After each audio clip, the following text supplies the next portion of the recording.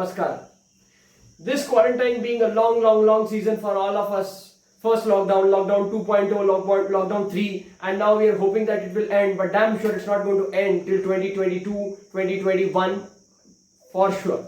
Because it's a viral disease, it's contagious, it's damn rampant and spreading like anything. So even if we take all possible precautions, it's going to spread, and we need to keep faith in ourselves, in the practices, preventive measures and all this. But in this course, if a person like me who is a damn extrovert wants to exist, it needs a lot of communication. And for this communication to happen, I rang up all my friends, dozens of friends together, speaking for hours together, and a lot of fun with that. And this technology has given us a boon that we can see each other, the Divya Drishti which everyone has by the means of the Android mobile phones, online apps, talking to each other by video calling. But one common thing which struck me in every phone call, may it be a first year friend, second year friend, third year friend, senior, junior, anyone. One thing which struck is all about exams. And so much fear or so much discussion about exams by all of them, whether the exams are going to happen or not, whether the department and the college is going to declare the syllabus or not, and what is going to be the scene, when are we going to start with the colleges again.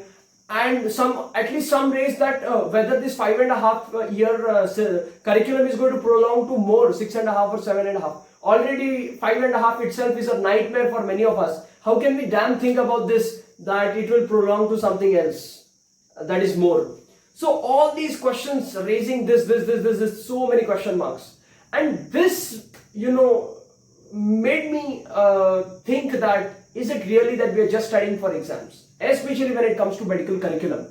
My dear friends, there can be other fields which I don't want to talk about, but in a field in which the fate of the customer lies on the statement of the service giver, can we take such a kind of risk, restricting just to exams? My dear friends, in this 21st century, in the era of technology, we are lucky that we are medical students in this century and in this era. Because every damn thing, every small thing is there on the click of the phone. On your YouTube, everything.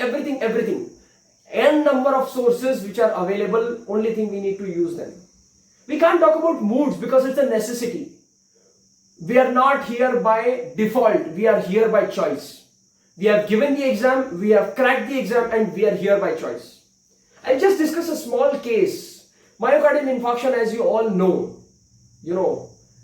such a lot of non-communicable disease, the percentage of non-communicable diseases rising in India, and we all know that myocardial infarction, the most common manifestation that happens, and you can save a patient temporarily, conservatively, by giving a CPR.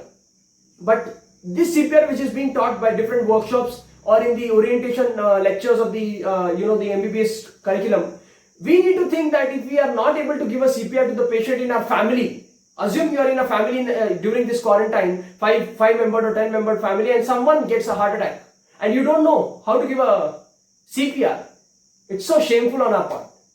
Because is that only if CPR is asked in the exam as an IMP question, then only we are going to study it? This cannot happen. We cannot restrict to exams. Medical education is beyond exams.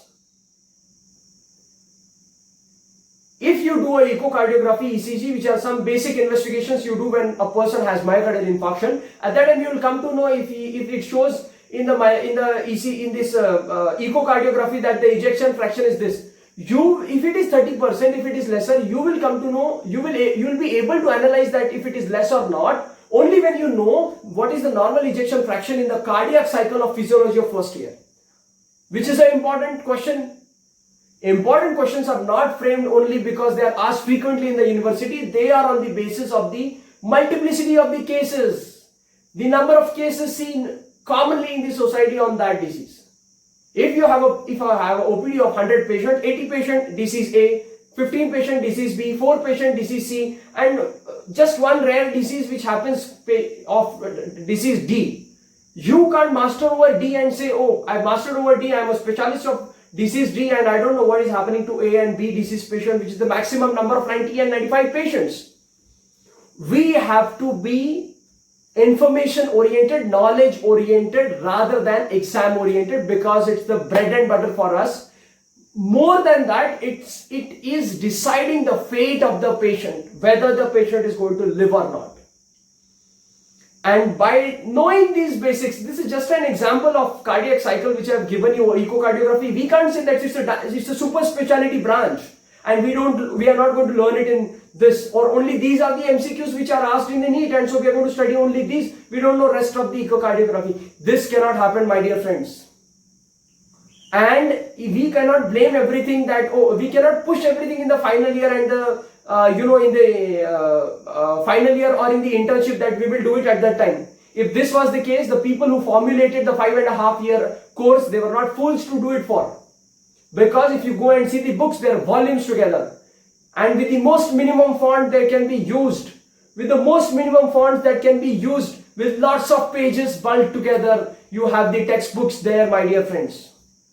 And if we want to go through them, it takes time.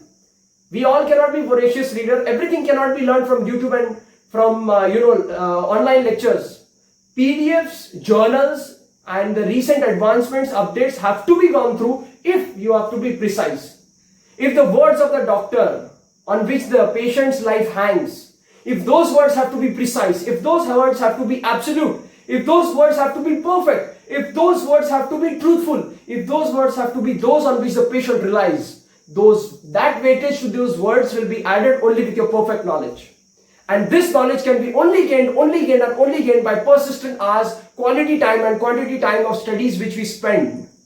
And this drastic time which we are getting in this quarantine, my dear friends, is never be able to get it at till the last breath of our practice. So it's my request, humble request and very genuine and modest request to all of you to please go through, make up this time, because we are in a reorienting study pattern.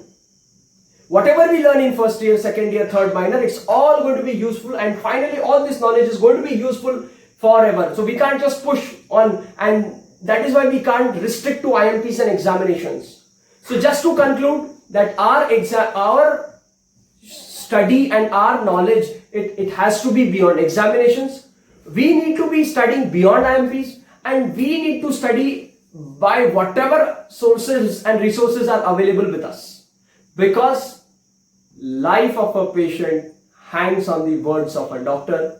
Thank you.